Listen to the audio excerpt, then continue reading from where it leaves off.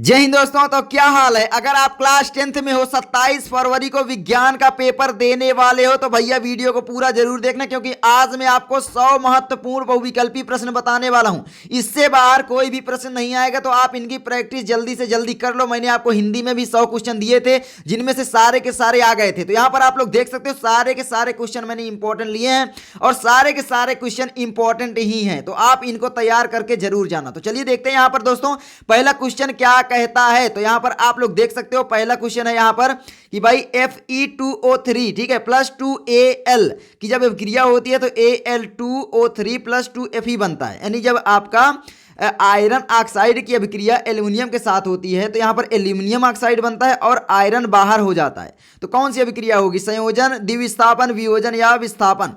तो यहां पर याद कर लेना भैया, विस्थापन अभिक्रिया होगी, क्योंकि आप लोग देख सकते हो यहां पर जो आपका आयरन है वो बाहर होके 2Fe या बाहर हो जाता है अपने विलयन से, तो ये आपका विस्थापन अभिक्रिया होती है।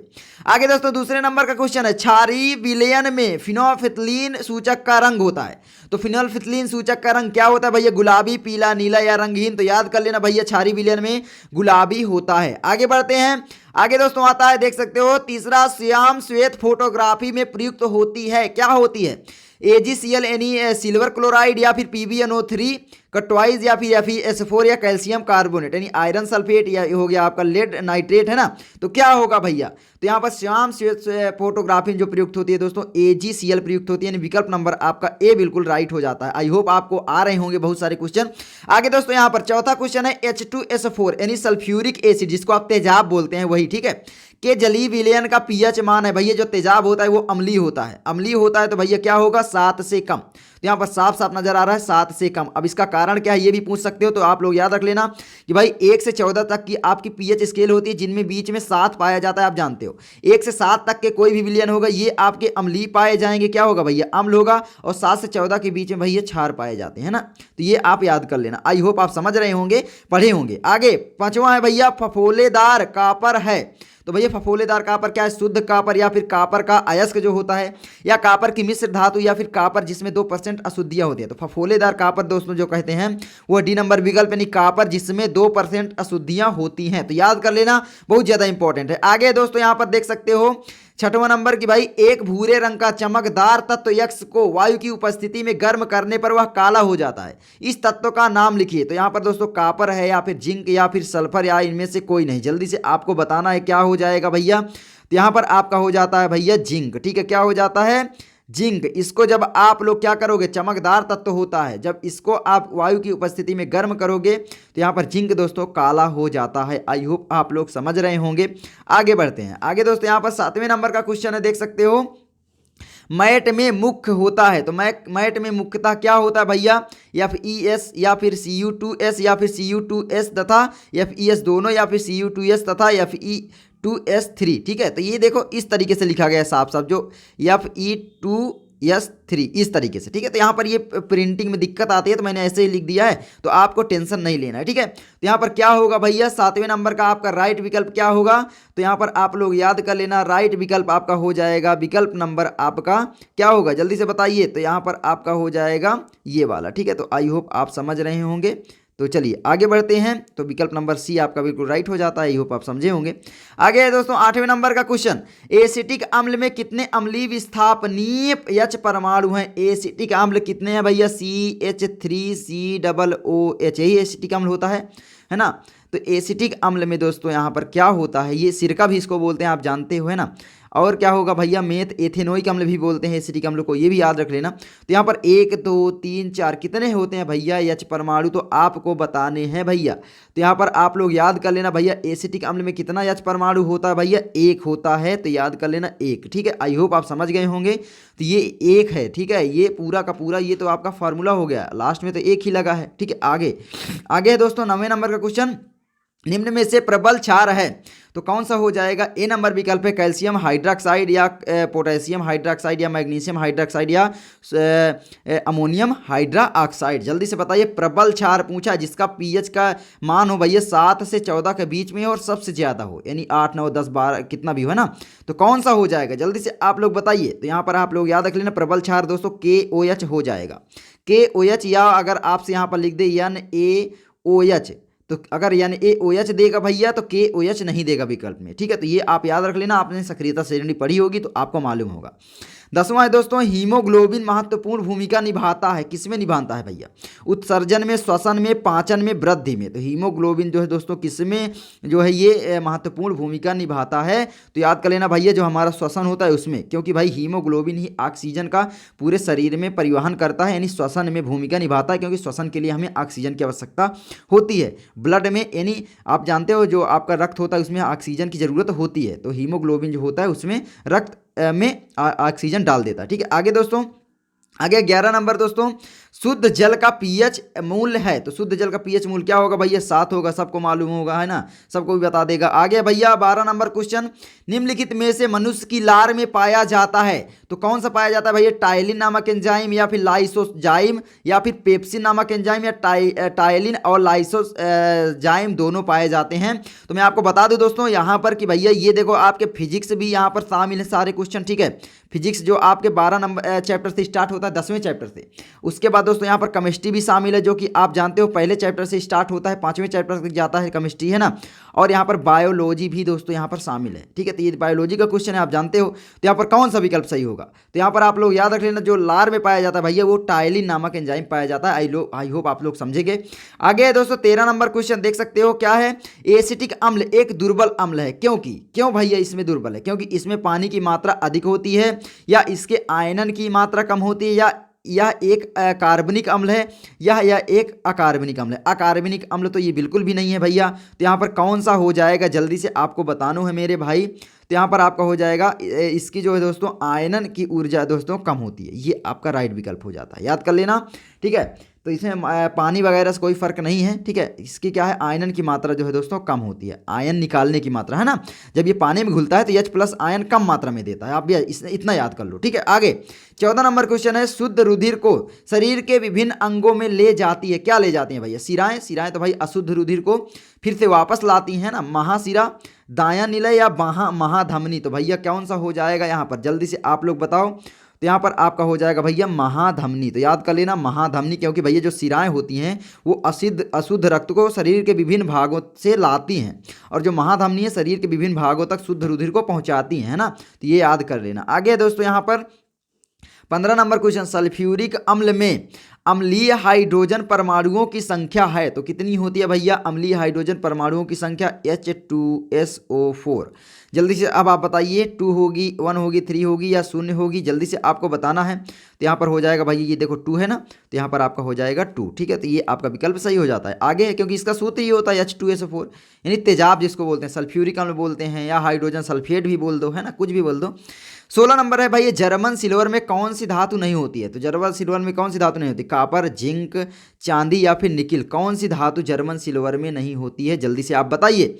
तो यहाँ पर आप लोग याद रख लेना भैया, यहाँ पर जर्मन सिल्वर में चांदी ही नहीं होती है, और बाकी सारी धातुएं होती हैं। तो ये बोला जाता है जर्मन सिल्वर इसको, ठीक है। क्या भैया उसमें चांदी धातु ही नहीं होती है, ठीक है। तो यहाँ पर बहुत सारा बच्चा लगा देगा भैया कि चांदी ही होती है, तो ये तो होगा नहीं, जो कि यही होगा। आगे है 17 नंबर क्वेश्चन, एसिटिक अम्ल का IUPAC नाम है। मैंने आपको बताया था एसिटिक अम्ल का IUPAC नाम भैया क्या है, जल्दी से आपको बताना है भैया। एथेनोइक अम्ल, ठीक है। कौन सा भैया? एथेनोइक अम्ल, मैंने आपको पीछे बताया है, बिल्कुल सेम है, CH3COOH, है ना, यही आपका फार्मूला होता है। आगे 18 नंबर क्वेश्चन है, धावन सोडा का रासायनिक सूत्र। भैया धावन सोडा का रासायनिक सूत्र याद कर लेना, मैं आपको बता दूं, यानी A2CO3, बस सोडियम कार्बोनेट, इसमें 10H2O जोड़ दो बस। तो कौन सा हो जाएगा भैया? तो यहाँ पर हो जाएगा विकल्प नंबर बी आपका सही हो जाता है। और खाने का सोडा का रासायनिक सूत्र क्या होता है? वो होता है यानी AHCO3, सोडियम हाइड्रोजन कार्बोनेट, या सोडियम बाइकार्बोनेट भी इसको बोलते हैं।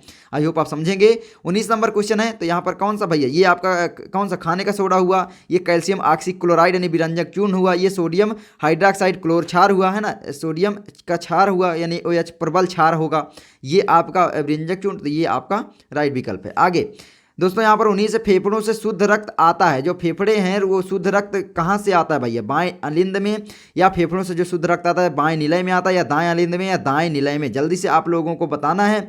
तो यहाँ पर याद रख लेना बाएं अलिंद में। कहाँ है भैया? बाएं अलिंद में। ठीक है, ये आपका विकल्प सही है, विकल्प नंबर 1।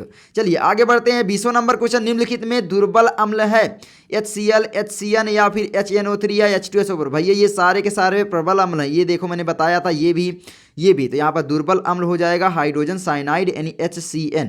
इसका फार्मूला वगैरह आप लोग आई होप समझ रहे होंगे कि भाई ये हाइड्रोजन क्लोराइड है, हाइड्रोजन साइनाइड है, हाइड्रोजन नाइट्रेट है ना। नाइट्रिक अम्ल भी इसको बोलते हैं, क्या बोलते हैं भैया? नाइट्रिक अम्ल भी बोलते हैं, याद कर लेना। नाइट्रिक अम्ल यानी नाइट्रिक एसिड भी बोलते हैं। ये आपका सल्फ्यूरिक एसिड हो जाता है। चलिए आगे बढ़ते हैं। अमलगम होते हैं, तो अमलगम उपधातु होते हैं या मिश्र धातु या यौगिक या विषमांगी मिश्रण। तो अमलगम क्या कहलाते हैं भैया, क्या होते हैं, जल्दी से आपको बताना है। तो यहाँ पर आप लोग याद कर लेना भैया, विषमांगी मिश्रण होते हैं अमलगम जो होते हैं। ठीक है, आई होप आप समझेंगे। आगे दोस्तों 22वां है, निम्नलिखित में से अम्लीय लवण है, तो कौन सा हो जाएगा? NaCl, NaHSO4, NaSO4 या KCN। अम्लीय लवण बोला है भैया, अम्लीय लवण। तो यहाँ पर ये NaSO4 भैया या KCN क्या होगा इसमें से, जल्दी से बताइए। तो यहाँ पर भैया आप लोग याद कर लेना, बी नंबर आपका विकल्प है NaHSO4 आपका हो जाएगा, यानी आपका ये। ठीक है, यानी सोडियम हाइड्रोजन सल्फेट। या अम्लीय लवण एक और आपका हो जा सकता है, कौन सा भैया?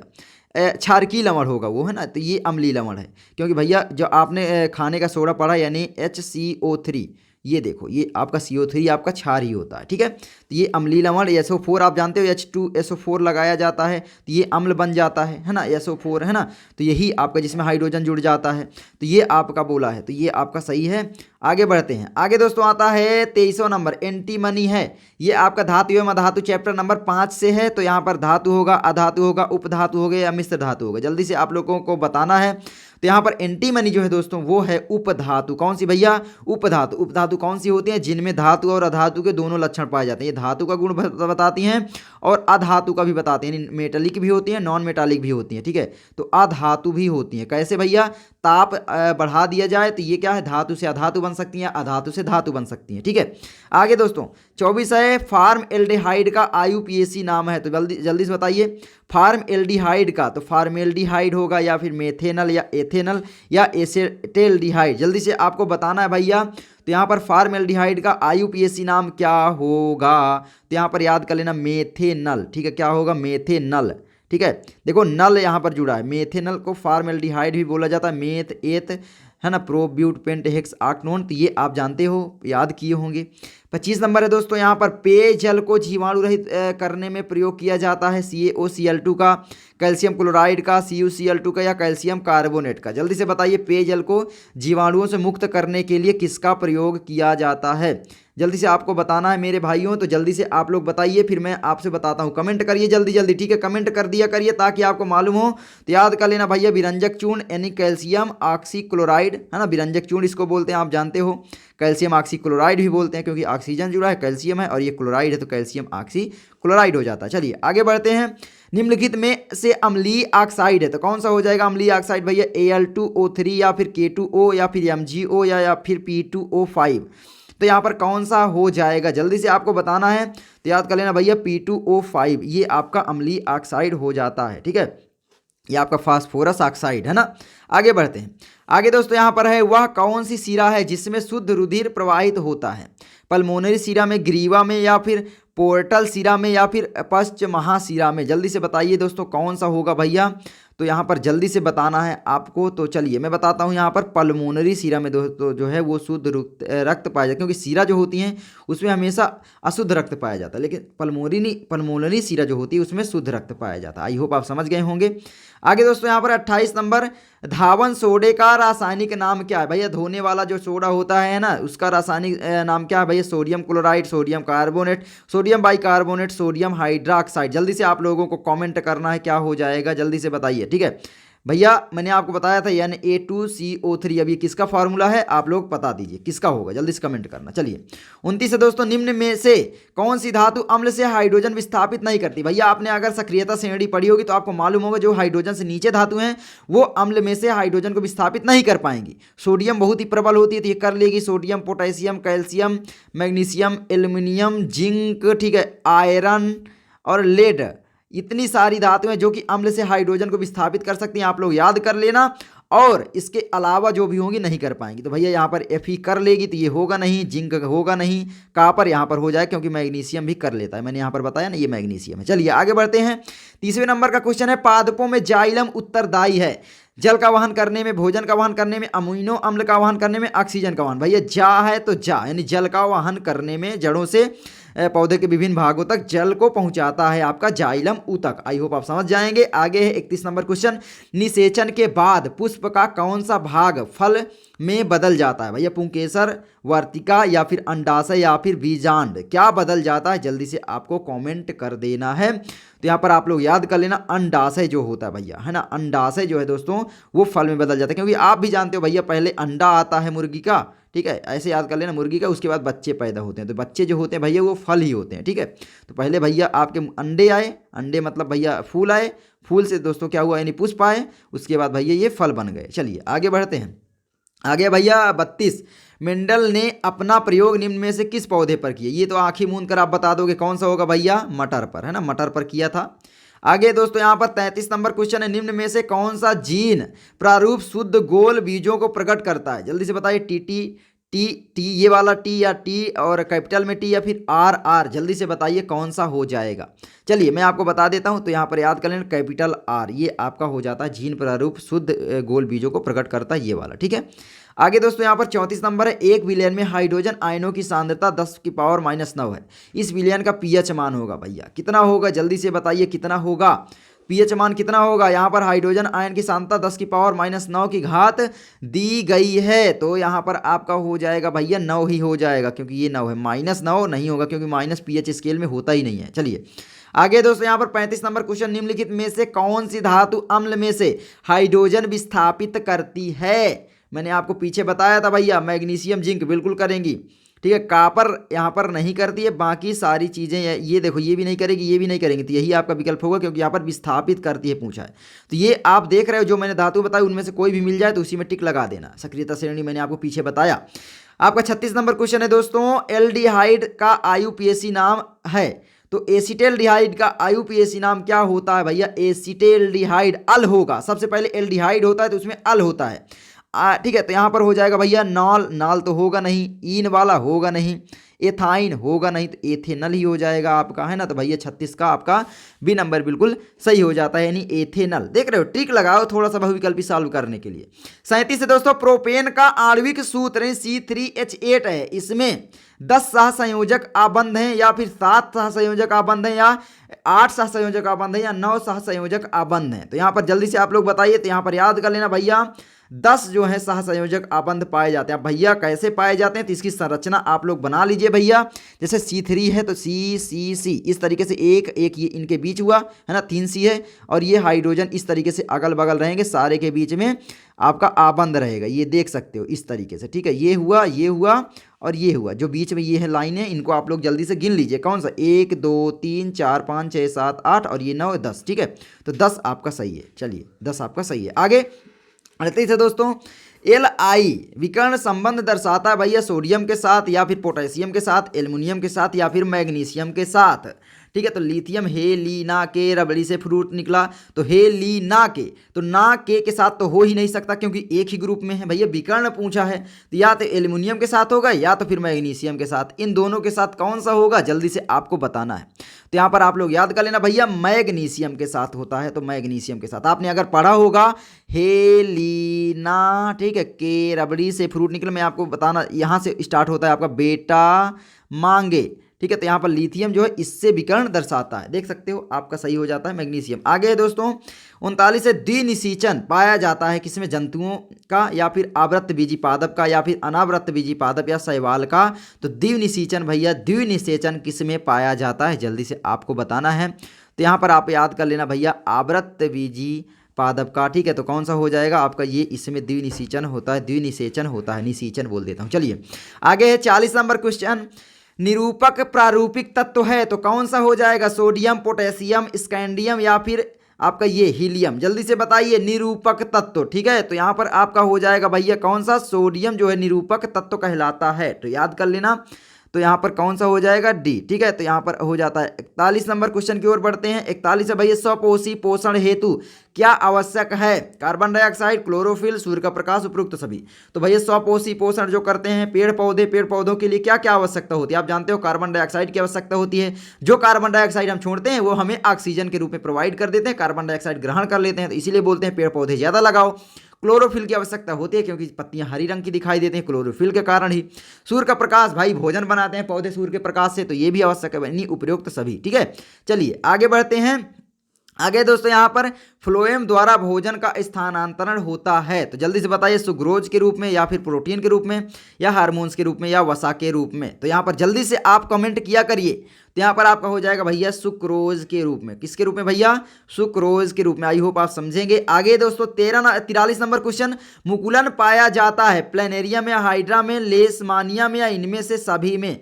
तो मुकुलन दोस्तों किसमें पाया जाता है? तो यहाँ पर आप लोग याद कर लेना भैया, केवल और केवल यहाँ पर हाइड्रा में पाया जाता है। ये क्वेश्चन वेरी इंपॉर्टेंट है, हो सकता है बोर्ड एग्जाम में आ जाए, 2023 बोर्ड एग्जाम में। ठीक है, तो जल्दी से इसको तैयार कर लीजिए। आगे दोस्तों 44 नंबर क्वेश्चन आप देख सकते हो, क्या कहता है भैया 44 नंबर क्वेश्चन, एक उत्तल दर्पण की फोकस दूरी 10 सेंटीमीटर है, दर्पण की वक्रता त्रिज्या होगी भैया। तो दर्पण की वक्रता त्रिज्या कितनी होगी भैया?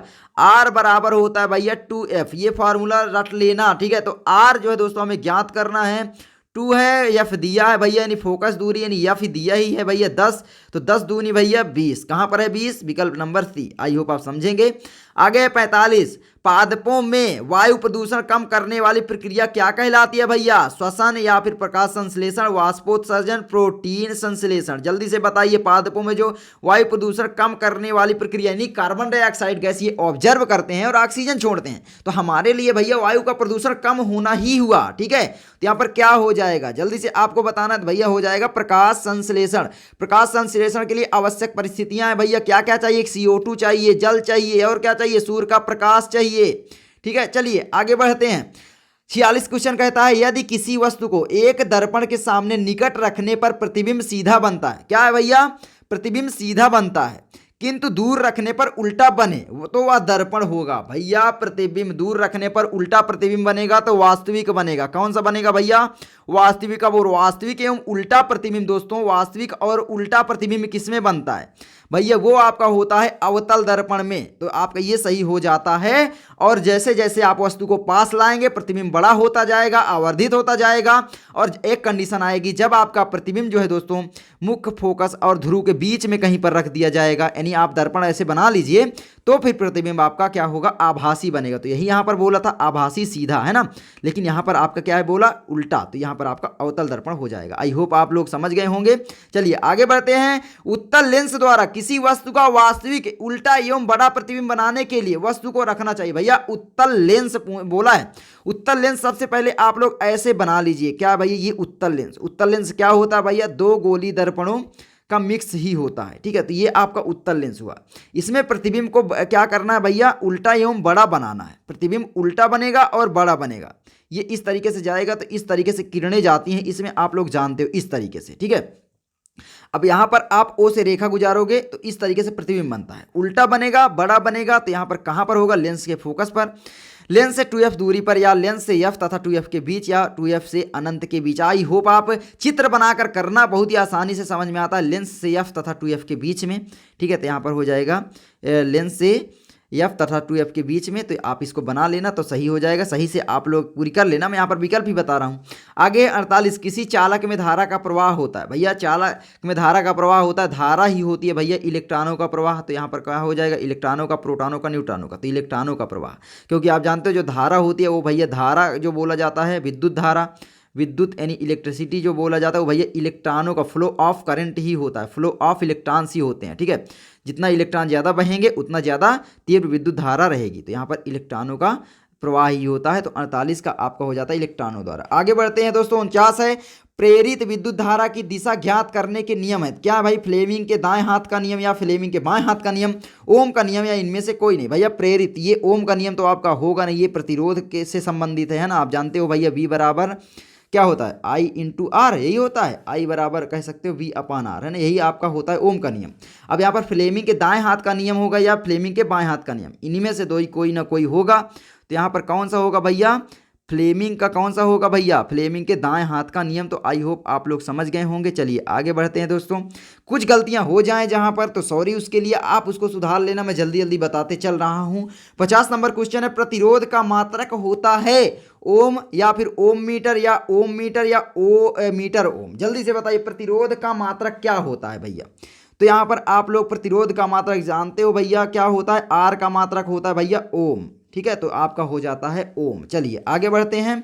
आगे है, या ओम को और भी क्या बोल सकते हो, आर बराबर क्या होता है, आपने अगर पढ़ा होगा आई बराबर वी अपान आर। ठीक है, तो आर बराबर आपने पढ़ा होगा वी अपान आई। तो वी यानी वोल्ट, ठीक है, वोल्ट प्रति, और आई का मात्रक क्या होता है, एम्पियर। तो वोल्ट एम्पियर भी बोल सकते हैं, क्या बोल सकते हैं, वोल्ट और प्रति एम्पियर, ये भी ओम का ही मात्रक होता है। ठीक है, और ये आपका एसआई मात्रक होता है प्रतिरोध का ओम। आगे 51 है भैया, हीटर का तार बना होता है, यानी हीटर का जो फिलामेंट होता है वो किसका बना होता है, तांबे का, पीतल का या फिर नाइक्रोम का, इनमें से कोई नहीं। जल्दी से बताइए भैया किसका बना होता है, पीतल का होगा नहीं, तांबे का होगा नहीं, तो यहाँ पर आपका सही हो जाएगा आपका नाइक्रोम का, क्योंकि नाइक्रोम को आप विद्युत धारा दोगे तो वो अधिक हीट जनरेट करता है। तो ये आप याद रख लेना। और जो आपका बिजली का बल्ब होता है तो 10 रुपए का मिलता है, उसमें क्या होता है भैया, उसमें टंगस्टन का बना होता है। किसका भैया, टंगस्टन का। तो याद कर लेना, आई होप आप याद किए रहोगे। आगे हो सकता है क्वेश्चन आ जाए तो बताना, मैं कमेंट करवाऊंगा। निम्न में क्षारीय धातु है, तो क्षारीय धातु कौन सी हो जाएगी भैया, सोडियम, बेरिलियम, एल्युमिनियम, जिंक। तो ये तो अम्लीय धातु है ना, इसमें ये दोनों गुण दर्शाती है वैसे तो। ठीक है, इसकी ऑक्साइड उभयधर्मी होती है, उभयधर्मी का मतलब दोनों का गुण होता है। अम्ल के साथ रिएक्शन करेगा तो क्षार के जैसे व्यवहार करेगा, क्षार के साथ ये। ठीक है, तो यहाँ पर आपका क्षारीय धातु सोडियम हो जाएगी। देखिए ग्रुप नंबर 1 की सभी धातुएं क्षारकीय धातुएं कहलाती हैं। तो आपका ग्रुप नंबर 1 में धातु कौन कौन सी पाई जाती है, जल्दी से आप मुझे बताइए, तो मैं आपको यहाँ पर याद करवा देता हूँ ताकि आपको बिल्कुल भी दिक्कत ना हो। तो यहाँ पर आपका हो जाता है सोडियम, ठीक है, पोटेशियम, कैल्शियम, सॉरी कैल्शियम नहीं होगा, ठीक है, हेलिना के रबड़ी, रुबिडियम हो गया, इतना याद कर लो। चलिए आगे 53 नंबर क्वेश्चन है दोस्तों, निम्न में से कौन मानव में मादा जनन तंत्र का भाग नहीं है। भैया मानव में मादा जनन तंत्र का भाग नहीं है, जो स्त्रियों में है जनन तंत्र का भाग नहीं होता। क्या होता है, गर्भाशय भैया बिल्कुल होता है, अंडाशय होता ही है, डिंबवाहिनी या शुक्रवाहिका, इन्हीं दोनों में से कोई ना कोई होगा। तो जल्दी से बताइए कौन सा हो जाएगा। तो यहाँ पर आपका सही विकल्प जो हो जाता है दोस्तों वो हो जाता है शुक्रवाहिका। याद कर लोगे ना, क्या हो जाता है भैया, विकल्प नंबर सी शुक्रवाहिका। आगे है, ओ भाई बोलने दर्द होने लगा, 54 है, बिजली के फिलामेंट में, फिलामेंट होता है, ये देखो आ ही गया भैया टंगस्टन का, मैंने आपको बताया था, अरे नहीं बताना चाहिए था। चलिए कमेंट कर देना जल्दी जल्दी किसका होगा, बता कर कमेंट पूछ रहा हूँ। चलिए आगे, ये तो एकदम लॉलीपॉप क्वेश्चन था है ना, तो ये आपका टंगस्टन का होगा, जल्दी बताना। चलिए 55 है दोस्तों, ओम के नियम का सूत्र है। भैया ओम के नियम का सूत्र क्या है, मैंने आपको पीछे बता दिया, जल्दी बताइए, मैं बता दे रहा हूँ, आई बराबर वी अपान आर। तो इसमें से कौन सा हो जाएगा, तो जल्दी से बताइए, आई बराबर वी अपान आर। तो वी इंटू आर यहाँ पर दिया है, नहीं होगा भैया, आर बराबर वी इंटू आई या वी बराबर आई इंटू आई आर, क्या होगा भैया, वी बराबर आई इंटू आर लिख सकते हैं, क्योंकि आप देखते हो इसका एक कर दोगे तो त्रिया गुणा करोगे तो यही आएगा, तो ये आपका होगा। तो यहाँ पर आपका विकल्प नंबर सी सही हो जाता है। आगे 56 है भैया, मुद्रा धातु है, तो क्या है मुद्रा धातु, जिंक है या फिर यहाँ पर ये है, उसके बाद पी है। इसका दोस्तों मुझे वो भूल गया यार, क्या एसएन का मतलब क्या होता है यार, एसएन, तो यहाँ पर हो जाता है टिन, नहीं टिन नहीं होता है एसएन का, देखते हैं क्या होता है, जल्दी बताना कमेंट करके यार, मुझे भूल गया। देखो भूल किसी को हो सकता है, मैं आपसे पूछ लूँगा फिर मेरा भी रिवीजन हो जाएगा। चलिए तो मुद्रा धातु दोस्तों क्या है भैया, जिंक है या फिर ये है, उसकी टिन ही होगा, हाँ मुझे लगता है। ये आपका हो जाता है भाई पीबी यानी लेड या फिर कॉपर। मुद्रा धातु क्या है जल्दी से बताइए। तो यहाँ पर आप लोग याद कर लेना भैया, मुद्रा धातु जो होती है वो होती है पीबी, ठीक है, क्या होती है, लेड। आई होप आप समझेंगे। आगे 57 है, ओम के नियम के अनुसार विभवांतर व धारा के बीच ग्राफ होगा, क्या होगा भैया, सरल रेखा, वृत्त होगा, अर्धवृत्त होगा, लगातार दिशा बदलती रेखा। नो भैया, सरल रेखा होती है, यानी अगर आप इस तरीके से एक बनाओगे, ठीक है, ग्राफ, तो अगर इधर V रहेगा इधर R, तो इसका जो कर्व होगा वो सीधा जाएगा, जैसे जैसे आपका V बढ़ेगा वैसे वैसे आपका R बढ़ता जाएगा, जितना बढ़ेगा उतना V उतना R बढ़ेगा, ठीक है। तो आई होप आप समझ रहे होंगे। आगे 58 नंबर क्वेश्चन, विद्युत ऊर्जा का इकाई है, तो विद्युत ऊर्जा का इकाई क्या है भैया, वोल्ट या फिर वाट एम्पियर। तो भैया हो जाएगा आपका, क्या हो जाएगा, एम्पियर, ठीक है। आई होप आप समझ लेंगे। तो एम्पियर होता है, तो एम्पियर को और क्या बोलते हैं, आई बराबर आपका होता है वी अपान आर। एम्पियर को और क्या बोल सकते हैं, ये हुआ आपका एम्पियर यानी विद्युत धारा का मात्रक, और यहाँ पर वी यानी वोल्ट, ठीक है, वोल्ट प्रति ओम भी बोल सकते हैं, क्या प्रति ओम, है ना, यही बोल सकते हैं। चलिए आगे बढ़ते हैं। यदि दो माध्यमों के सीमा पृष्ठ पर प्रकाश किरण लंबवत आपतित होती है, भैया लंबवत का मतलब क्या है, 90 डिग्री पर, ठीक है, लंबवत आपतित होती है तो आपतन कोण होगा 0 डिग्री, 45 डिग्री, 60 डिग्री, 90 डिग्री। तो यहाँ पर हो जाएगा 0 डिग्री। बहुत सारे लोग बोलेंगे भैया 90 डिग्री, नो, क्योंकि यहाँ पर कोई भी एंगल बनेगा ही नहीं। जैसे जैसे आप, जैसे मान लो लंबवत आप कुछ भी किरण आपतित करते हो एक माध्यम से और दूसरे माध्यम में प्रवेश करके वो दूसरे माध्यम में इस तरीके से जाती है तो वो सीधी चली जाती है, यानी यहाँ पर कोई डिग्री नहीं बनता। भले 90 डिग्री से जा रही तो उसी डिग्री में चला जाएगा, तो भाई विचलन नहीं होगा, तो कोई यहाँ पर कोण ही नहीं बन रहा, ठीक है। आगे दोस्तों 60वें नंबर का क्वेश्चन, निम्नलिखित में से कौन अधिक विद्युत ऋणात्मक तत्व है, भैया जल्दी बताइए। यहाँ पर नियान या फिर आर्गन या फिर फ्लोरीन या ब्रोमीन, जल्दी से बताइए भैया। यहाँ पर हो जाएगा ये आपका, ठीक है। तो यहाँ पर सी नंबर विकल्प आपका सही हो जाता है। तो 60 का आपका सी बिल्कुल राइट आंसर हो जाता है। आई होप आपको मालूम होगा। चलिए फ्लोरीन, ठीक है, जैसे फ्लोरीन, क्लोरीन, ब्रोमीन, फिर उसके बाद है जो ऊपर है, जैसे ये ज़्यादा विद्युत ऋणात्मक होगा, ये और उससे कम होगा, ये फिर उससे कम होगा, तो ये सबसे अधिक है, ठीक है। तो ये सक्रियता श्रेणी के SPDF ब्लॉक में किस में है, तो जल्दी से कमेंट मुझे बता देना। चलिए आगे बढ़ते हैं। फूफा कल ब्रेड इमली आटा ला, याद कर लेना, इसका ये ग्रुप याद करने का, ठीक है। 61 है दोस्तों, आहार नाल की सी के आकार की संरचना है तो अमाशय की या फिर ग्रहणी या फिर ग्रसनी या फिर क्रमिरूप परिशेषिका, जल्दी से बताइए कौन सा होगा। तो यहाँ पर याद रख लेना ग्रहिणी, ठीक है। आगे बढ़ते हैं। चलिए आगे दोस्तों, यहाँ पर एक बल्ब जो है दोस्तों 220 वोल्ट और 100 वाट अंकित है, इसके तंतु का प्रतिरोध होगा। तंतु का दोस्तों प्रतिरोध यहाँ पर पूछा है, R बराबर पूछा है दोस्तों। यहाँ पर V बराबर आपका दिया गया है 220 और यहाँ पर शक्ति यानी P बराबर दोस्तों कितना दिया गया है 100 वाट। तो यहाँ पर इसका फॉर्मूला क्या होता है P बराबर, जल्दी से बताइए। तो यहाँ पर आपका सही विकल्प जल्दी से आपको कमेंट कर देना है निकाल कर, ठीक है। तो आगे यहाँ पर बढ़ते हैं। तो इसका सही विकल्प आपका हो जाएगा यहाँ पर विकल्प नंबर सी यानी 484 ओम। आई होप आप लोग इसको समझ लेंगे। चलिए आगे बढ़ते हैं। आगे दोस्तों यहाँ पर आता है एक गतिमान आवेश कण उत्पन्न करता है, क्या उत्पन्न करता है, केवल चुंबकीय क्षेत्र, केवल विद्युत क्षेत्र या चुंबकीय व विद्युत क्षेत्र दोनों। तो आपका ये सही हो जाता है। चलिए आगे है, मनुष्य में लार ग्रंथियों की संख्या होती है, कितनी होती है, 2 जोड़ी, 3 जोड़ी, 4 जोड़ी, 5 जोड़ी, जल्दी से बताइए कितनी होती है। तो यहाँ पर याद कर लेना भैया 3 जोड़ी होती है। तो यहाँ पर 3 जोड़ी याद कर लेना। आगे दोस्तों 65 नंबर क्वेश्चन, निर्वात में प्रकाश की चाल 3 × 10⁸ मीटर पर सेकेंड है। तो कांच यानी जिसका अपवर्तनांक 1.5 में प्रकाश की चाल होगी, तो जल्दी से आप लोग बताइए कितनी हो जाएगी। तो यहाँ पर प्रकाश की चाल यहाँ पर 108 नहीं दिया, 10⁸ दिया गया। कितना दिया गया 10⁸। तो यहाँ पर ये ऐसे लिखा गया 10⁸ इस तरीके से, ठीक है। ये आपका है 10⁶, इसके बाद है ये 10⁻, ये फिर 8, ठीक है। जल्दी से बताइए कितना होगा। तो यहाँ पर आप लोग याद कर लेना, ये क्वेश्चन आ सकता है 2 × 10⁸, ठीक है। तो यहाँ पर आपका कौन सा, ये वाला सही है, ठीक है। विकल्प नंबर डी आपका बिल्कुल राइट हो जाता है। तो ये आपका सही है। ये कैसे होगा भैया, जल्दी से बताइए। तो जो निर्वात में प्रकाश की चाल होती है 3 × 10⁸ मीटर पर सेकेंड होती है। तो यहाँ पर आप इसमें इससे जो है दोस्तों इसमें भाग दे दो, ठीक है। तो आपका आ जाएगा। तो 1 जब 3 में दोस्तों भाग दोगे 1.5 का, तो कितना होगा 1.5 दूनी 3 तो 2, तो 2 × 10⁸। चलिए आगे बढ़ते हैं।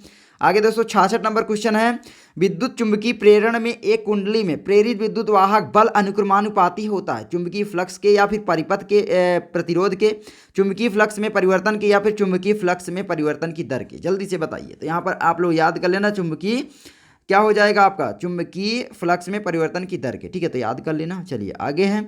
आगे 67 नंबर क्वेश्चन, विद्युत धारा उत्पन्न करने की युक्ति, भैया जनित्र आप पढ़ते चले आए हो, ये बहुत लॉलीपॉप क्वेश्चन है और ये बोर्ड एग्जाम की दृष्टि से भी बहुत ज़्यादा इंपॉर्टेंट है, याद कर लेना। चलिए आगे दोस्तों, और यहाँ पर क्या है, गैल्वेनोमीटर, अमीटर, वोल्टमीटर, अमीटर से विद्युत धारा मापी जाती है, आप जानते ही हो। चलिए 68 है दोस्तों, डायनमो उत्पन्न करता है आवेश, विद्युत वाहक बल, विद्युत क्षेत्र या चुंबकीय क्षेत्र। तो जो डायनमो है दोस्तों वो क्या उत्पन्न करता है, जल्दी से आपको बताना है। तो यहाँ पर डायनमो जो है दोस्तों विद्युत वाहक बल उत्पन्न करता है, ठीक है। आगे है, विद्युत जनित्र में रूपांतरण होता है, भैया रूपांतरण किसका होता है, विद्युत जनित्र में, भैया यांत्रिक ऊर्जा का विद्युत ऊर्जा में, क्योंकि यांत्रिक ऊर्जा यानी हम घुमाते हैं तो वो यांत्रिक ऊर्जा ही होती है, आप जानते हो जो हम यूज करते हैं, साइकिल चलाते हैं, सारी यांत्रिक ऊर्जा होती है। तो यांत्रिक ऊर्जा का जो है दोस्तों विद्युत ऊर्जा में रूपांतरण होता है, ठीक है। चुंबकीय ऊर्जा होगा नहीं, जैसे सॉल्व करो ऐसे, प्रकाश ऊर्जा होगा नहीं, विद्युत ऊर्जा ये तो हो रहा है, लेकिन इन दोनों में से क्या होगा, रासायनिक ऊर्जा नहीं होगा, क्योंकि भाई वो तो सेल करता है, सेल का रासायनिक ऊर्जा जो है विद्युत ऊर्जा में बदलता है। ये आपका सही है। चलिए आगे है 70 नंबर क्वेश्चन, क्रमी रूप परिशेषिका का भाग है, क्या है भैया? छोटी आंत, अग्नाशय या फिर बड़ी आंत या फिर ग्रासनली। तो यहाँ जल्दी से बताइए क्या हो जाएगा, बहुत ही, तो यहाँ पर आप याद कर लेना, बड़ी आंत यानी कोलन को बोलते हैं क्रमी रूप परिशेषिका का भाग। ठीक है, चलिए आगे। 71 है दोस्तों, विद्युत मोटर परिवर्तित करता है। भैया विद्युत मोटर क्या परिवर्तित करता है? आपके घर में पंखा चलता है, उसमें विद्युत मोटर ही लगी होती है, तो भैया विद्युत मोटर जो है जस्ट जनित्र का उल्टा हो जाता है। ठीक है, तो जनित्र का उल्टा यानी क्या हो जाएगा? विद्युत ऊर्जा को यांत्रिक ऊर्जा में। क्या होगा भैया? विद्युत ऊर्जा को यांत्रिक ऊर्जा में। आई होप आप समझ जाएंगे, डी नंबर विकल्प सही हो जाता है। आई होप आप समझ जाएंगे। आगे है, आगे दोस्तों 12 नंबर क्वेश्चन है, चंद्रमा से देखने पर आकाश दिखाई देता है। भैया क्या दिखाई देगा? बैगनी, नीला, काला, सफेद। तो काला, क्योंकि भाई प्रकाश का प्रकीर्ण नहीं होता, प्रकाश का वहाँ पर अपवर्तन नहीं होता है। ठीक है, अब यहाँ पर नीला आकाश क्यों दिखाई देता है? इसका भी कारण है भाई प्रकाश के प्रकीर्णन के कारण। क्यों? क्योंकि प्रकाश जो है दोस्तों विक्षेपण हो जाता है, प्रकाश का विक्षेपण हो जाता है। किसके कारण दोस्तों? विक्षेपण। ठीक है, किसके कारण होता है? जो आपके वायु में है, नमी वगैरह है उपलब्ध होती है, आप जानते हो, या फिर धूल कण होते हैं, उनसे प्रकाश का परिवर्तन होता है। आपने पढ़ा होगा विबग्योर के बारे में, VIBGYOR। और नीला क्यों दिखाई देता है? क्योंकि सबसे ज़्यादा इसका अपवर्तन होता है, उसके बाद सबसे कम इसका, तो याद कर लेना रेड का, और सबसे ज़्यादा वायलेट यानी बैगनी का, तो ये भी याद कर लेना, बहुत ज़्यादा क्वेश्चन इंपॉर्टेंट है। आगे 73 है भैया, लघु पतन के कारण परिपथ में विद्युत धारा का मान क्या होता है? बहुत कम हो जाता है, परिवर्तित नहीं होता, या फिर बहुत अधिक बढ़ जाता है, निरंतर परिवर्तित हो जाता है। लघु पतन के कारण भैया जब शॉर्ट सर्किट होता है, जल्दी से बताइए क्या होता है? तो यहाँ पर आप लोग याद कर लेना भैया, क्या होता है? बहुत अधिक बढ़ जाता है, इसीलिए बोलते हैं विद्युत फ्यूज लगाइए। क्योंकि भैया लघु पतन के कारण कभी कभी क्या है भैया, क्या है भैया, जो जब क्या है, जब लघु पतन क्या है भैया, जब आपके बिजली गिरती है, आकाशीय बिजली आप कह सकते हो, तब भी विद्युत ऊर्जा का मान कभी कभी बहुत ज़्यादा बढ़ जाता है, जिसके कारण घरों के उपकरण जल जाते हैं। इसीलिए बोलते हैं फ्यूज लगाओ, MCB लगाओ, है ना, बहुत सारे उपकरण बनाए जाते हैं इनसे बचने के लिए। आगे दोस्तों 74 नंबर क्वेश्चन, 74 है भैया, यकृत स्रावित करता है लार को, जठर रस को, पित्त रस को, या फिर अग्नाशयिक रस को। यकृत दोस्तों, यकृत जल्दी से बताइए, यकृत, लीवर। ठीक है, तो क्या होता है यहाँ पर, जल्दी से बताना है आपको। तो यहाँ पर भैया ये पित्त रस को स्रावित करता है। ठीक है, आगे 75 है दोस्तों, निम्नलिखित में से कौन जैव मात्रा ऊर्जा स्रोत का उदाहरण नहीं है? लकड़ी, गोबर गैस, नाभिकीय ऊर्जा, कोयला। ये भी जीवाश्म ऊर्जा है, ये भी है आपका, ये भी है, नाभिकीय ऊर्जा नहीं होगी। ठीक है, नाभिकीय विखंडन से प्राप्त ऊर्जा होती है नाभिकीय ऊर्जा, यही आपका नहीं होगा। उसके बाद आगे बढ़ते हैं, मैं थक भी बहुत ज़्यादा गया, एक साथ बोल रहा हूँ। सौर कुकर के लिए कौन सा दर्पण प्रयुक्त किया जाता है भैया? उत्तल दर्पण, अवतल दर्पण, या फिर समतल दर्पण? तो भैया समतल तो हो ही नहीं सकता। अब यहाँ पर दोस्तों सौर कुकर के लिए ध्यान देना, सौर कुकर के लिए किसका प्रयोग होगा? तो यहाँ पर अवतल दर्पण। क्यों प्रयोग होगा? क्योंकि आप जानते हो ये क्या करता है, जो है प्रकाश की किरणों को एक जगह पर केंद्रित कर देता है। ये आपका C होता है, यहाँ पर आपका मुख्य फोकस होता है। यहाँ से यहाँ तक की दूरी जो है R कहलाती है, निवक्रता त्रिज्या, और यहाँ से यहाँ तक की जो बीच की दूरी होती है वही मुख्य फोकस दूरी कहलाती है। चलिए, ये नहीं फोकस की जो है दोस्तों, ध्रुव से दूरी, फोकस दूरी। ठीक है, अब यहाँ पर जो प्रकाश की किरणें आती हैं एक जगह पर केंद्रित करता है, जितनी भी किरणें आएंगी वो सारी किरणें एक जगह पर केंद्रित करेगा। यहाँ पर देख रहे हो केंद्रित कर रहा है। ठीक है, यहीं से सब होकर जाएंगी, तो यहाँ पर क्या है, बहुत ज़्यादा गर्मी महसूस होगी, इसीलिए इसका प्रयोग किया जाता है अवतल दर्पण का। चलिए आगे दोस्तों, गर्म जल प्राप्त करने के लिए हम सौर जल तापक का उपयोग किस दिन नहीं करते, यानी प्रायः किस दिन नहीं करते? ठीक है, उपयोग किस दिन नहीं करते? धूप वाले दिन, या फिर बादलों वाले दिन, गर्म दिन, या फिर पवनों यानी वायु वाले दिन। तो गर्म जल प्राप्त करने के लिए हम सौर जल तापक का प्रयोग किस दिन नहीं कर पाते हैं? जल्दी से आप बताइए। धूप वाले दिन तो भैया कर ही लेंगे। ठीक है, तो किस दिन हम नहीं करते? यहाँ पर बादलों वाले दिन हम नहीं कर सकते, क्योंकि भैया जब बादल रहेंगे तो भैया धूप रहेगी नहीं, तो हम कैसे गर्म कर पाएंगे? ठीक है, तो ये हो गया। चलिए आगे 78, जीवाश्म ऊर्जा का स्रोत भैया पवन ऊर्जा, या सौर ऊर्जा, या फिर कोयला, पेट्रोलियम, या जल विद्युत? भैया ये आपका होगा। ठीक है, जीवाश्म ऊर्जा का स्रोत। जल विद्युत तो होगा नहीं, क्योंकि जल से प्राप्त होती है। सौर ऊर्जा होगा नहीं, सूर्य से प्राप्त होता है। पवन ऊर्जा होगा नहीं, हवा से प्राप्त होता है ना, पवन चक्की के बारे में आपने सुना होगा। 79 नंबर क्वेश्चन है, एक वैद्युत यूनिट बराबर होता है, एक वैद्युत यूनिट बराबर कितना होता है भैया? वाट, या किलोवाट, या किलोवाट प्रति घंटा, या किलोवाट घंटा? यूनिट जो आपके घर में मापी जाती है वो किस में मापी जाती है? तो आप लोग याद कर लेना भैया, किलोवाट घंटा। कौन सा होता है भैया? विकल्प नंबर डी, किलोवाट घंटा। ठीक है, तो जो यूनिट मापी जाती है घरों की, वैसे वाट भी होती है लेकिन किलोवाट घंटा। ठीक है, तो यहाँ पर किलोवाट घंटा होगा, किलो घंटा तो होगा नहीं। ठीक है, ये भी नहीं होगा, यही होगा। चलिए आगे है 80 नंबर क्वेश्चन। आहार नाल के पेशी संकुचन को कहते हैं, क्या कहते हैं भैया? आहार नाल के पेशी संकुचन को पाचन, क्रमांकुचन या परिसंचरण या अवशोषण।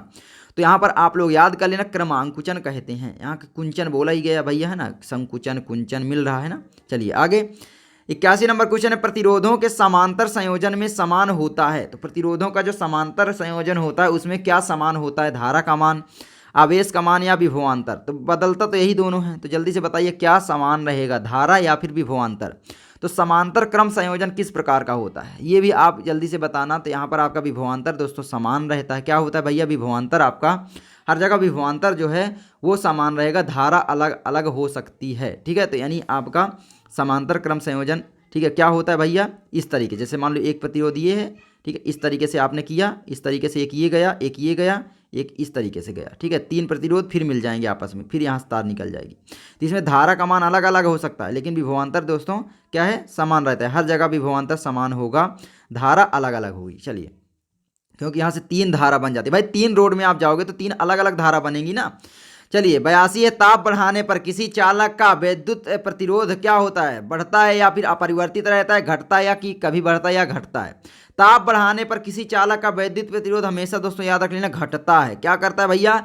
घटता है। तो याद कर लेना, इसीलिए ताप जब हो जाएगा किसी ताप गर्म हो जाएगी तार, तो क्या विद्युत प्रतिरोध दोस्तों, ओ यार सॉरी मैं देख, बढ़ता है, ठीक है, देख रहे हो मैं दिमाग बहुत देर से बोल रहा हूँ ना, इसीलिए। तो यहाँ पर हो जाएगा बढ़ता है, याद कर लेना, ठीक है। चलिए आगे है, आगे दोस्तों 83 है, कोलीफॉर्म समूह है, क्या होता है भैया? विषाणु का या फिर जीवाणु का, प्रोटोजोआ का, या इनमें से कोई नहीं। तो यहाँ पर याद कर लेना भैया क्या हो जाएगा? तो यहाँ पर याद कर लेना जीवाणु का होता है मेरे भाइयों, ठीक है। किसका भैया? जीवाणु का। आगे बढ़ते हैं, आगे है 84 क्वेश्चन, प्रकाश का वेग निम्न में से किस माध्यम में सबसे अधिक होता है भैया? वायु में? नो। जल में? नो। कांच में? निर्वात में सबसे अधिक। 3 × 10⁸ मीटर पर सेकेंड आपने पढ़ा होगा, इतना तेज प्रकाश चलता है निर्वात में, ठीक है। चलिए आगे बढ़ते हैं, आगे दोस्तों यहाँ पर आता है, निम्न में से विटामिन का कौन सा जोड़ा जल में घुलनशील है? भैया विटामिन सी, जिसमें अवेलेबल होगी। विटामिन सी किसमें कहाँ पर है? ये आप एक हो सकता है, एक ये, इन दोनों में से कौन सा हो जाएगा? बस ये तो हो नहीं होगा नहीं, ये होगा नहीं। तो इस तरीके से विकल्प सॉल्व किया करो। अब तुक्का लगाओगे तो भी आपके सही होने की प्रायिकता 50% है, ठीक है, क्योंकि भैया यहाँ 4 विकल्प होते तो 25% ही होती, तो यहाँ पर आप 50% है, ठीक है। तो क्या हो जाएगा जल्दी से बताइए यहाँ पर? तो यहाँ पर आपका हो जाएगा विटामिन बी और विटामिन सी, याद कर लेना। चलिए आगे बढ़ते हैं, आगे दोस्तों 86 नंबर क्वेश्चन कहता है, किसी विद्युत धारावाही सीधी लंबी परिनालिका के भीतर चुंबकीय क्षेत्र क्या होता है? शून्य होता है। इसके सिरे की ओर जाने पर घटता है या इसके सिरे की ओर जाने पर बढ़ता है या सभी बिंदुओं पर समान रहता है? तो किसी विद्युत धारावाही सीधी लंबी परिनालिका के भीतर चुंबकीय क्षेत्र जो है दोस्तों याद कर लेना, वो हो जाता है मेरे भाइयों, यानी कि आपका शून्य होता है, ठीक है। तो ये आपका सही हो जाता है, तो ये आपका बिल्कुल राइट आंसर हो जाता है। चलिए आगे बढ़ते हैं, तो ओ यार शून्य कहाँ होगा? देख रहे हो, देख रहे हो क्या होगा? जल्दी बताओ। मैं आपके साथ प्रैंक ही कर रहा था, ठीक है, तो प्रैंक कर रहा था, जल्दी बताओ। तो यहाँ पर हो जाएगा सभी बिंदुओं पर समान। आई होप आप लोग इसको पढ़ रहे होंगे। चलिए आगे बढ़ते हैं, 87 नंबर क्वेश्चन है, 1 किलोवाट घंटा में जूल की संख्या होगी। तो 1 किलोवाट घंटा में आप लोग याद कर लेना जूल की संख्या होगी, तो यहाँ पर 103 नहीं है, ठीक है, यहाँ पर ये घात लिखी गई है, यानी 10⁻3 इस तरीके से, 10⁻4, 10⁻5 ये है, ठीक है, 10⁻6 इस तरीके से है। तो जल्दी से बताइए क्या हो जाएगा? तो यहाँ पर आपका हो जाएगा भैया 3.6 × 10⁻6। तो यहाँ पर कहाँ पर है भैया? ये आपका सही है, ठीक है। आगे बढ़ते हैं, आगे है 8वां, एक अश्व शक्ति बराबर होता है 726 वाट या 746 वाट? 736 वाट, 756, मुझे अभी भी याद है 746 वाट, ठीक है। एक अश्व शक्ति बराबर होता है 1 हॉर्स पावर बराबर। चलिए आगे बढ़ते हैं, आगे दोस्तों यहाँ पर आता है, आगे यहाँ पर दोस्तों आता है 89 नंबर क्वेश्चन, कौन सी त्वचीय ग्रंथि स्तन ग्रंथि के रूप में परिवर्तित होती है? स्तन ग्रंथि के रूप में श्वेत ग्रंथि, तेल ग्रंथि या लार ग्रंथि या जठर ग्रंथि? जल्दी से बताइए, जो आपका जो स्तन ग्रंथि के रूप में परिवर्तित कौन सी होती है? जल्दी से बताना है आपको। तो यहाँ पर याद कर लेना तेल ग्रंथि, ठीक है। कौन सी भैया? तेल ग्रंथि। चलिए आगे बढ़ते हैं, एक प्रोटॉन पर विद्युत आवेश की मात्रा होती है, कितनी होती है भैया? एक प्रोटॉन पर विद्युत आवेश की मात्रा, ठीक है। तो यहाँ पर आपका हो जाएगा 1.0 × 10⁻⁻19 कूलाम, या फिर 6.25 × 10⁻19 कूलाम, या फिर 1.6 × 10⁻19 कूलाम, या फिर दोस्तों यहाँ पर प्लस का है, ठीक है, और यहाँ पर या फिर 1.6 इंटू 10⁻⁻19 कूलाम। तो जल्दी से आपको बताना है क्या हो जाएगा। तो यहाँ पर दोस्तों मैं आपको बताना चाहूँगा क्या होगा, जल्दी से बताइए। तो यहाँ पर मैं आपको बताना चाहूँगा दोस्तों कि भाई 1.6 इंटू 10⁻⁻19 कूलाम कितना भैया ये, ठीक है, यही होगा, क्योंकि इलेक्ट्रॉन और प्रोटॉन का जो आवेश है वो बराबर होता है, बस ये पॉजिटिव होता है यानी पॉजिटिव, और इलेक्ट्रॉन का निगेटिव होता है यानी 1.6 इंटू 10⁻⁻19। बस सिंपल। आगे, किसी विद्युत परिपथ में बहने वाली धारा का मात्रक है भैया, बहने वाली धारा का मात्रक, अरे यार क्या होगा, आई का मात्रक होता है एम्पियर, ठीक है, क्या होता है एम्पियर। चलिए यहाँ पर हो जाएगा एम्पियर। आगे बढ़ते हैं। जूल किसका मात्रक होता है, जल्दी से कमेंट करना। ओम प्रतिरोध का होता है। कूलाम किसका होता है, आवेश का होता है, आप जानते ही हो। अब जूल मुझे जल्दी से कमेंट कर देना किसका होता है जूल, ठीक है, जल्दी से बताना। चलिए आगे है 92 नंबर क्वेश्चन, कांच का अपवर्तनांक अधिकतम होता है, किसके लिए होता है भाई, लाल रंग के लिए, पीले रंग के लिए, बैगनी रंग या हरे रंग। भैया कांच का अपवर्तनांक अधिकतम बैगनी रंग के लिए होता है, मैंने पीछे ही बताया था, आपको पढ़ाया था VIB, याद कर लो, विब ग्योर, क्या है भैया ग्योर, विब ग्योर, क्या है ग्योर, ठीक है। ये 1 2 3 4 5 6 7 रंग होते हैं, ये आपका वायलेट यानी बैगनी हो जाता है, ठीक है, क्या है भैया बैगनी। और ये जैसे जैसे इधर जाओगे उसका अपवर्तन बहुत ही कम होता जाएगा, रेड का सबसे कम हो जाएगा। चलिए, पुरुष में लिंग गुणसूत्र होता है, पुरुष में क्या होता है, XY या XX या Y या फिर X, अलग अलग होते हैं। तो लिंग गुणसूत्र क्या होता है भैया, जल्दी से बताइए। तो यहाँ पर याद कर लेना, X और Y होते हैं, ठीक है, क्या होते हैं, X और Y होते हैं। आगे बढ़ते हैं। आगे दोस्तों यहाँ पर 94 मनुष्य में वृक्क एक तंत्र का भाग है जो संबंधित है पोषण से, उत्सर्जन से, श्वसन से या परिवहन से। भैया वृक्क जो होता है, वृक्क, ठीक है, वृक्क, गुर्दा, वृक्क, ठीक है, क्या होते हैं भैया, उत्सर्जन से संबंधित होते हैं, मूत्र का उत्सर्जन आप पढ़े होंगे। तो यही आपका हो जाता है किडनी, है ना, यही सब, ठीक है। तो आगे ये वृक्क हो जाता है, तो यहाँ पर ये आपका हो जाता है उत्सर्जन से संबंधित, ठीक है, तो यहाँ पर आपका हो जाएगा उत्सर्जन। आगे बढ़ते हैं। 95 क्वेश्चन है, विकासीय दृष्टिकोण से हमारी किससे अधिक समानता है, चीन के विद्यार्थियों से, चिंपैंजी से, मकड़ी से, जीवाणु से, किससे अधिक हो जाएगा भैया, चिंपैंजी से, किससे भैया, चिंपैंजी से हमारी, ठीक है। आगे 96 भैया, एम्पियर सेकेंड मात्रक है, एम्पियर सेकेंड यानी एम्पियर, ठीक है, एम्पियर इंटू सेकंड, सेकंड किसका मात्रक है, विद्युत ऊर्जा का, विद्युत वाहक बल का, ये विद्युत वाहक बल लिखा गया है, ठीक है, आवेश का या फिर धारा का। जल्दी से बताइए क्या हो जाएगा, किसका मात्रक है। तो यहाँ पर आप याद कर लेना किसका मात्रक है भैया, आवेश का, किसका भैया, आवेश का। क्यों भैया, आपने पढ़ा होगा Q बराबर यानी E आपने पढ़ा होगा, ठीक है, तो ये आप पढ़े होंगे। I बराबर आप क्या पढ़े हैं, जल्दी से बताइए। I बराबर Q/T, Q बराबर I इंटू टी है ना, Q बराबर I इंटू टी पढ़े हैं, यानी I यानी विद्युत धारा और T मतलब सेकंड, ठीक है, टाइम। आगे बढ़ते हैं। 97 जाइगोट के गुणसूत्रों की संख्या होती है, X या फिर 4X या फिर 3X या फिर 2X। जल्दी से बताइए क्या होगी।